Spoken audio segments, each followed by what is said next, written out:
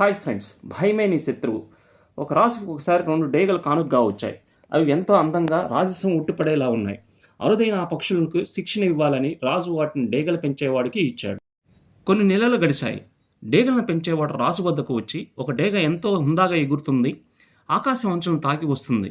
అయితే రెండో డేగ మాత్రం కూర్చున్న కొమ్మ మీద నుంచి ఒక్క అంగుళమైనా కదలటం లేదని వివరించాడు. రెండో డేగకి ఏమైందని రాజు కంగారు పడి పక్షి వైద్యుల నుంచి జ్యోతిష పండితుల వరకు అందరిని పిలిపించాడు. కానీ ఆ పక్షి ఎగరలేదు. అన్ని మార్గాలు ప్రయత్నించినా రాజుకు వైఫల్యమే ఎదురైంది. బహుశా గ్రామాల్లో ఉండేవారికి ఇలాంటి విషయాలు తెలుస్తాయని భావించి సమీప గ్రామం నుంచి ఒక రైతుని పిలిపించి విషయం వివరించాడు. మర్నాడు రాజభవనం నుంచి చూసిన రాజు ఆనందభరితుడైనాడు. రెండో డేగకు కూడా ఆకాశం వినివిధుల్లో హెరుస్తుంది. ఆ రైతుని పిలిచి అది ఎలా సాధ్యమైందని అడిగాడు. రైతు ఎంతో వినయంగా రాజుకు బదులిచ్చాడు. రాజా, ఆ పక్షి కూర్చున్న కొమ్మను నరికేశాను అన్నాడు. మనందరం ఎత్తైన లక్ష్యాలను అందుకోగలిగిన వాళ్ళమే.